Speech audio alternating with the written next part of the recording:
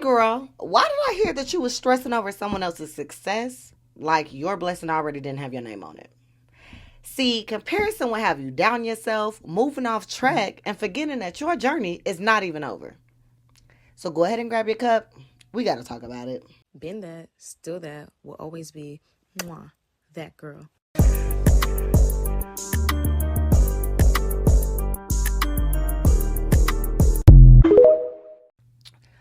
Hey girl, welcome back. It's your girl Mikkel back with another episode. Today's episode is titled Sis, You're Not Behind. Today we're going to be focused on just paying attention to our timeline of success and make sure that we're not comparing ourselves to others. And before we even get anything started, I definitely want to say that I myself am also a victim of comparing myself to others when it comes to timelines. I am almost 30. I just turned 29 in January. Shout out to all the Capricorns only. However, I just turned 30, well, almost 30. And at that point, I think we have decided that there are certain benchmarks that we need to be at, right? Which is absolutely not true. In my mind, I was going to be married at 25. Married, kids, et cetera, at 25, right? If I would have done that, who actually would have known what type of trauma I would have been in? Because at that point in life, I was still battling between if I wanted to be with a man or a woman. You know what I'm saying? Like that's its own chaos, okay? But now that I am married, I got married at 28, right? If I would have compared my life to someone else, my wife is married. She was married, we got married when she was 24, right? So she was in her early 20s. So she was married by 25, whereas I was not. And knowing who I was at 25, I probably shouldn't have been married, not gonna lie to you. And the person who I was with at 25, I damn sure shouldn't have married them, right? So just put in our mind, like, we set ourselves to these expectations. We set ourselves to have these certain goals done that maybe life just said, no, that's not the right time. And I know it may be disappointing in the moment. Again, I don't have the stresses of like trying to find my soulmate after 30, which is a thing for a lot of girls. And it feels like you're missing something. But you have to be honest with yourself. I love to tell people, like, if you met your soulmate right now, do you think you would do right by them? Be honest. Like, be honest. Like, the girl who don't drink water every day gonna be able to maintain that relationship. You know what I'm saying? Like, we have to be honest with ourselves. And me, I was balling. I was having a great time. I damn sure shouldn't have been married before I was actually ready to sit down, look into myself, and be able to accept someone else for who they are, right? Because it brings up other things once you get married, but we can talk about that in another episode. Another thing that we tend to compare ourselves about is like finances, buying a house, having kids, things like that. We feel like we're missing out because we don't have children or we haven't hit that $1 billion, okay? As a Ari stan, I love me some Ari. You heard about baby mama? I love some Ari. She is my age. And even though I would love to have big buns to be twerking on the beach, okay, and $1 million companies, I don't feel that wasn't my path. So I'm not going to beat myself up because I'm not Ari. You know what I mean? And I think you can understand when it's a big celebrity or someone famous, but even something as simple as in your friend group, right? So in my friend group right now, I'm one of, actually, my cousin just got married too. So I'm one of like 3 or 4 that are married, right? But we have single people in our circle. Those single people are not less than us. It just wasn't their time. It just wasn't the right timing for them. And I would hope that they are not sitting around trying to see why they didn't get what I got. You don't want what I had, because the things I had to do to get to this is not the same thing that you had to deal with, right? So just putting that in our own heads. When I think about comparison, I always think about, so I actually graduated a year late from college, right? Be mindful, I am on degree damn near number 4, okay? I was distraught that I had to extend my year. I was at Savannah State at first. I went to HBCU first. I had to transfer because I was down there acting a damn fool. Let's just be transparent. I was not doing what I was supposed to do. And not saying my grades suffered. I had a 4.0. The grades was not the problem. But socially, I was having too much fun. I was stressed out behind some N-word. Okay. Okay. And I just wasn't in the right headspace. And so I transferred up to Georgia State. And it extended a year on my degree. And I was distraught. I was devastated because ideally the people who graduated with me in high school was graduating the year before me, you know? And that can make you feel less than. But if I wouldn't have had that year, right, if I wouldn't have transferred, if I would have just graduated, who knows what my life would have been. But because I came to Atlanta, I ended up crossing my sorority. Shout out to all the pretty poodles. I ended up crossing my sorority. I ended up meeting people. I ended up going to a class, going to a program that introduced me to Teach for America, which literally launched me into education. And here I am now working at a board of education. Like, well, not the board of education, but working in the district office, right? I would have never got there if that year wouldn't have extended, if I wouldn't have transferred, if I wouldn't have done what was best for me, even though on a timeline phrase, it would put me behind my peers. People don't know that.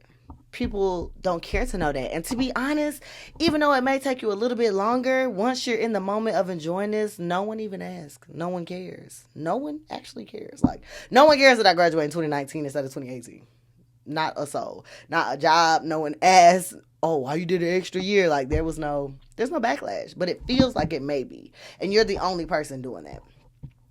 I really want to attribute that social media is really probably the biggest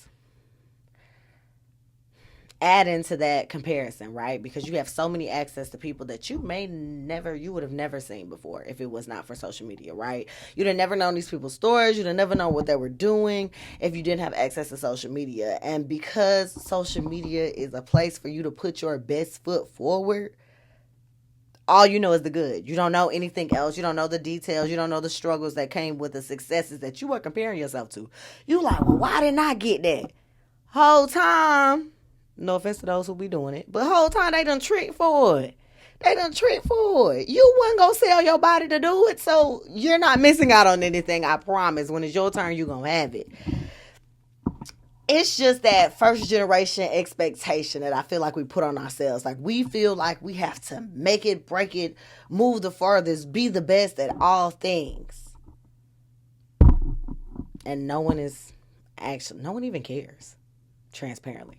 No one even cares. There's not a person, I don't want to say this without like sounding sad or like sounding discouraging, but people who are the best don't always win. They don't always win. They don't always get the best positions. They don't always get the top just because they worked harder to get it. Sometimes a lazy mo, you know what I'm saying? A lazy mo, be mo guesser. I might show that I'm country, but a lazy be mo guesser might get to the top just because they knew the right person at the right time. And and imagine yourself frustrated and sad because you feel like you're not good enough for somebody who BS to get the job the first time. That's not even you.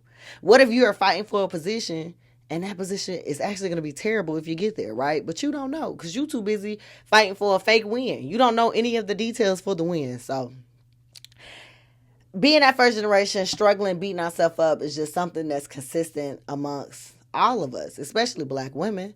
It's consistent. We beat ourselves up for things that we have no business beating ourselves up for because we don't even know the details to be beating ourselves up over. I was talking to one of the executive directors at my office, and I just went to her because I felt like she was a good source of knowledge. I love Black women that are amazing. But she said something. She was like, the same prayer that you pray to get somewhere, you have to remember that God didn't forget you was there, right? So you prayed, worked hard to get to where you are now. Why all of a sudden would God leave you? God know that you want it. He know that you want it. But that don't mean that it's the right thing for you. And she said something else that will probably always stick for me for the rest of my life. But she was like, I sat there and she said she went to 27 interviews and 27 of her colleagues got promoted. Which means she got 27 no's. And you could just sit back, you be like, damn, 27 no's. You know how discouraging it can be to get 27 no's when you're working hard, but it just wasn't your time. And attaching yourself to your timeline and not other people's, because if she would have just quit going to interviews because she was told no 27 times and everybody else got a promotion and not her, she wouldn't be where she is now. You gotta put that in your mind. Like, I wouldn't be where I was now if I would have accepted what I wanted, actually, which is so true. Because I had no desire to go into education. So I wouldn't even be here if I'd have actually got what I wanted.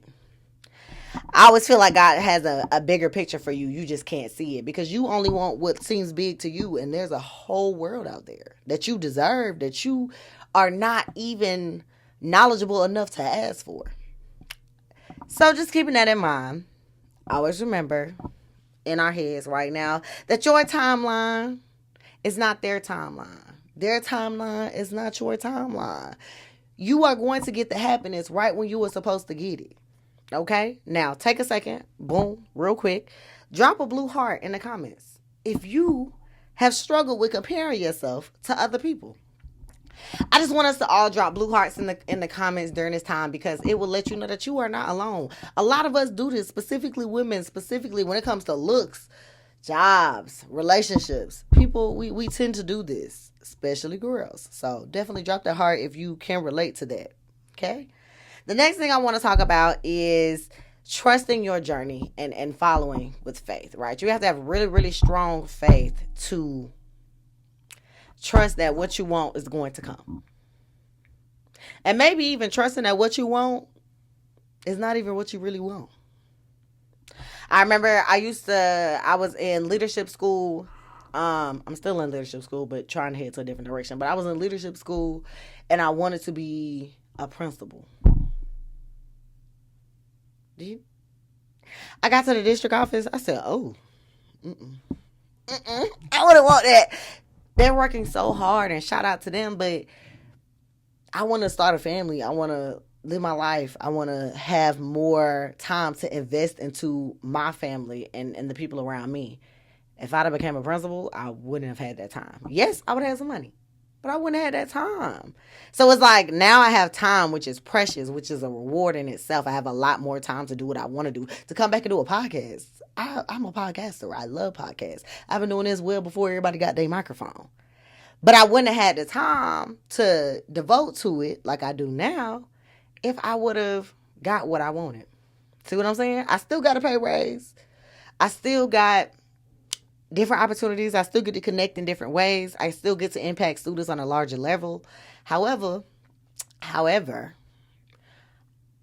the time commitment's not the same.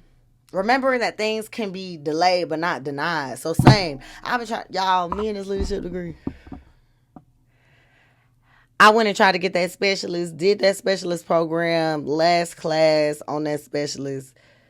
Georgia told me, oh, we're not going to accept it. You have to get a leadership one here. Or they suggested that I move out of state for a year, work under the license, and then come back. Do you know how inconvenient that is? Okay, so it was just like, ooh, it hurt. Or like right now, I'm just like, I'm here at this new job. I wanted a new job. I wanted to lead a classroom. I want to do all this. And now I have all these brand new challenges that I never would have accepted, because dealing with adults and being on this level is so political. It's something that you're not used to. Well, specifically me, because I'm a person, I said what I said. I really have intentions on helping kids. I really do enjoy working with students and kids and adults and providing something better for people in a space where maybe that's not always the case. So just keeping that in mind, like, you want something, but you never know what comes with it because you don't have the knowledge to see that. Whereas you think that you're being left behind, whole time you're being protected. Whole time, the success, the more money, the things are coming, but it's not coming in the way that you want it to come. Because if we did it the way you want to do it, you'll be mad. You'll be stressed in the end. You might be giving up something else that you really like, that you don't know. So just keeping that in your head and realizing that faith, patience, and preparation. Faith, patience, and preparation is the most important. It is the scariest thing. So as a first generation everything I feel. I'm trying to buy a house right now. I'm in the process of trying to look for houses and buy houses, right? That is the scariest thing in the world because it's such a big purchase. So now it's like, well, what about my job? Well, what about this? Well, what about that? Well, what if I don't have it? What if it's meant for me? It will happen. If it's meant for me, it's mine. My prayers already got my blessings got my name on it. So nobody else can take it. No matter what goes on, what's thrown at me, I'll be able to maintain. God doesn't give you more than you can handle. That is good and bad. Right? That is good and bad. I remember my daddy told me a couple years ago, he was like, people pray to hit the lottery all the time. But God not going to give you more than you can bear because you can't maintain $40. What you going to do with $400,000? Same thing where people like, I'm praying to leave the classroom, I'm praying for a better job. Well, you can't manage them tasks. So what you gonna do with more? I went from being in my classroom, minding my business, to pretty much managing about 700 people. That's a big difference. And if I did not handle that level, I wouldn't have been able to move to the next level. So really thinking about why am I not progressing? Why am I not moving forward? It's not that other people are more blessed than you.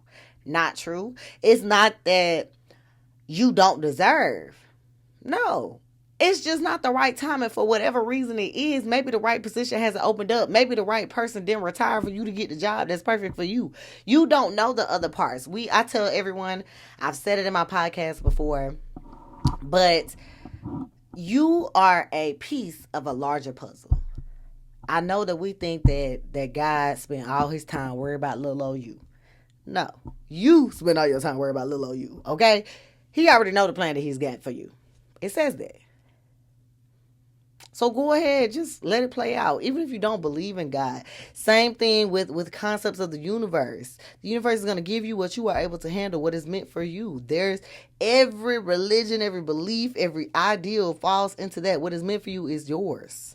There's nothing you could do. You can't make it come no faster or go no slower. Okay? So just putting that in our mind, having faith, patience, and preparation. That's all you can do in these moments where you're concerned or you feel like you're behind or you're questioning your timeline. Tips so you can focus on you, right? Because I want to leave you with tips. I definitely want to start doing this in my podcast on a regular basis. But social media is a highlight reel. Remembering that it's just only showing you the good things. So instead of, now don't go back and be like, I wish that bitch going through something. You know what I'm saying? Don't be no hater. But keeping that in mind. Celebrating yourself. A lot of us, specifically first generation, specifically black women, do not take the time to celebrate yourself. Celebrate yourself for things that you've won. If you said you don't want to eat no cake for the week, no sugar for the week, and you do that, that is a celebration. Please do not celebrate by eating cake. That defeats the purpose. Okay? Limit scroll time. So I went through a fast at the beginning of the year, and it was great. I got off that social media app. I started scrolling through YouTube. I started, reading books, which was really, really good. I started listening to podcasts. I just started doing things that poured into me instead of taking out of me. So there was no comparison, right? We have to get outside and touch grass. We have to know that the real world, social media is not the real world. Instagram, TikTok is not the real world.